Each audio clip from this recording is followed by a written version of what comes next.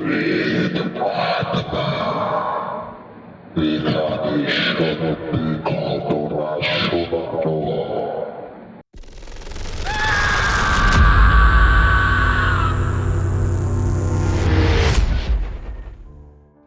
বন্ধুরা, সবাই কেমন আছো? আশা করছি সবাই খুব ভালো আছো এবং সুস্থ আছো।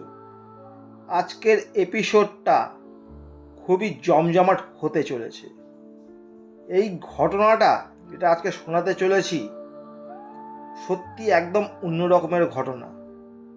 যার সাথে হয়েছে সে নিজের চোখে পুরোপুরিটা দেখেছে আর সেটাই আমাকে বলেছে। তো প্রেত আত্মা সবাইকে জানাচ্ছে সুস্বাগতম। যারা যারা শুনছো তারা অবশ্যই সাবস্ক্রাইবটা করে দেবে, আর যারা যারা নতুন আছো তারা কিন্তু মনে করে সাবস্ক্রাইবটা করে পাশে থাকবে। আর তোমাদের কাছে যদি এরকম কোনো ভয়ানক ঘটনা থাকে তো অবশ্যই আমাকে পাঠাতে পারো, আমি সেটা তোমাদেরকে পড়ে শোনাবো। তো বন্ধুরা, তাহলে আর দেরি করছি না, সবাই চুপটি করে বসে পড়ো, কানে হেডফোনটা লাগিয়ে নাও। আমাকে কে কোথা থেকে ঘটনাটা পাঠিয়েছে সেটা আমি অবশ্যই তুলে ধরছি, আর আমি আমার মতো করে ঘটনাটা তোমার সাথে শেয়ার করে দিচ্ছি। তাহলে বন্ধুরা, রেডি তো সবাই? আমরা চলে যাচ্ছি সরাসরি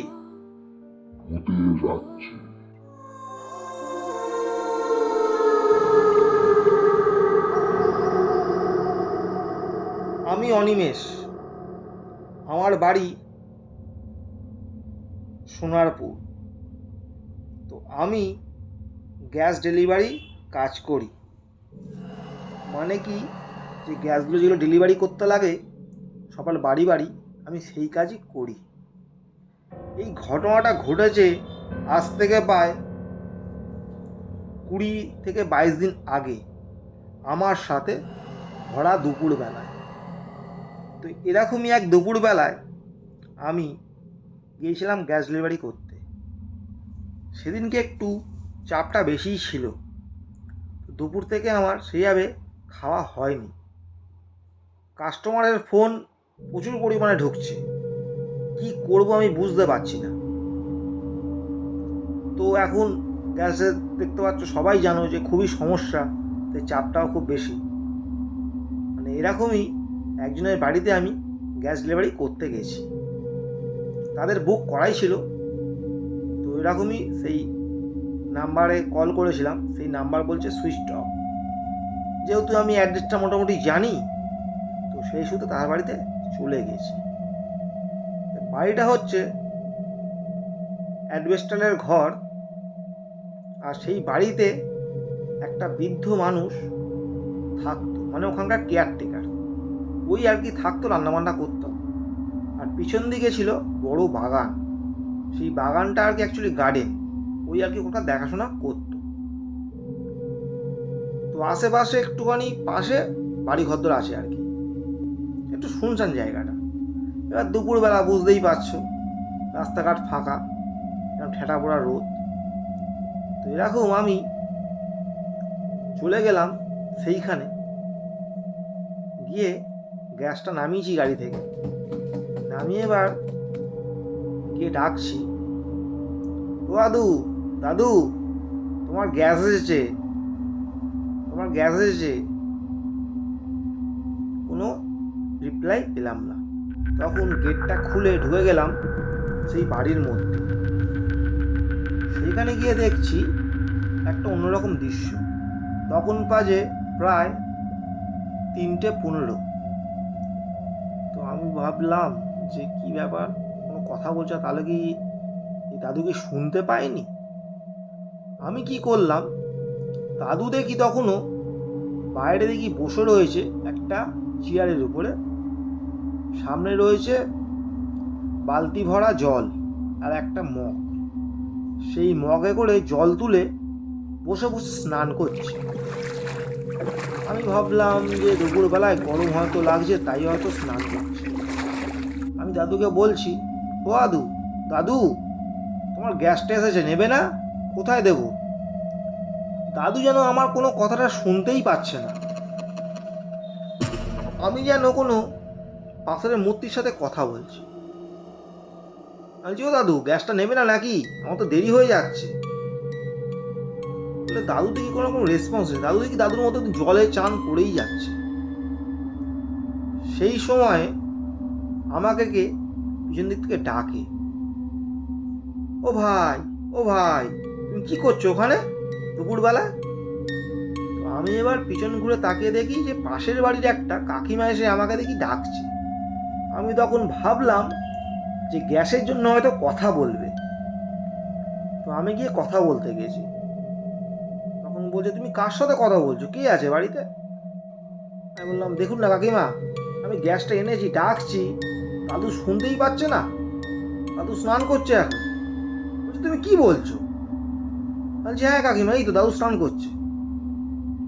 ও বাবা, আমি ভিতরে ঢুকে দেখছি যে কোথাও তো কেউই নেই। যে জায়গাটায় বসে স্নান করছিল না, সেই জায়গাটা ওরকমই পড়ে রয়েছে, কটা পাতা ধুলো পড়ে রয়েছে। মানে 3-4 দিন ইউজ না করলে যেমন হয় আর কি জায়গাটা ওরকম। আর বালতিতে জলও নেই, বালতি কিন্তু বসানোই ওরকম। তো এবার আমি যেটা কি হলো, আমি তাহলে কি দেখলাম এক্ষুনি, সেইটা দেখে মাথাটা আমার খুব জোরে ঘুরে যায়। ঘুরে যেতে আমি ওখানেই পড়ে যাই। তারপরে নাকি ওই যে কাকিমাটা এসেছিল না, সেই কাকিমাটা আশেপাশে মানুষজন নিয়ে তার বাড়িতে আমাকে নিয়ে যায়, নিয়ে গিয়ে সেবা শুশ্রূষা করে। তার ঠিক 15-20 মিনিট পরে যখন আমি একটু ঠিকঠাক হয় শরীরটা, তখন আমি তার থেকে ঘটনাটা জানি কি, ওই বৃদ্ধ মানুষটা বাথরুমে যেতে গিয়ে নাকি পড়ে গিয়েছিল। পড়ে যেতে স্ট্রোক হয়ে গিয়েছিল, স্ট্রোক হয়ে যেতে মারা যায়। এইটা প্রায় ঘটেছে 10 দিন আগে। তো আমি তখন বলছি যে এটা কি করে সম্ভব, আমি তো নিজের চোখে দেখেছি। তো তার নামে কিন্তু গ্যাসটা বুক ছিল, সেই গ্যাসটা কি করব, উপায় তো নেই। তো এরকম তারপরে খুব শরীরটা খারাপ লাগছিল। আমি বাড়ি থেকে ফোন করলাম আমার একটা বন্ধুকে, সে এসে আমাকে নিয়ে গেল।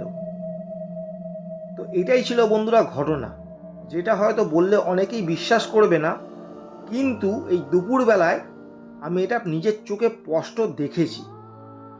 তো যেটা মানে আমি আজ পর্যন্ত কোনো দিনও মানে এরকম ঘটনা ঘটেনি আমার সাথে, সেটা আমার সাথে এই ফার্স্ট হলো। এখন আমার বয়স 24 বছর, এই বয়সে আমি যেটা দেখলাম। তো অনেকেই বলে বিশ্বাস করতাম না, কিন্তু এটা আমার নিজের চোখে দেখা। তো বন্ধুরা, ঘটনাটা তোমাদের কেমন লাগলো? সত্যি কিন্তু একটা ভয়ানক ঘটনা। যদি তোমার সাথে এরকম যদি হয়, তোমাদের কেমন লাগবে অবশ্যই কমেন্ট করতে কিন্তু ভুলবে না। তো সত্যি অনিমেষ, ঘটনাটা খুব ভালো ছিল, তোমাকে থ্যাংক ইউ। তো এরকম ঘটনা তোমাদের কারোর যদি জানা থাকে বন্ধুরা, অবশ্যই আমাকে পাঠাতে পারো আমার এই হোয়াটসঅ্যাপ নাম্বারে। তো অবশ্যই কমেন্ট করতে ভুলবে না কে কোথা থেকে শুনছো। প্রেত আত্মা ছোট্ট একটা পরিবার, এখানে সত্যি ঘটনাই শোনানো হয়।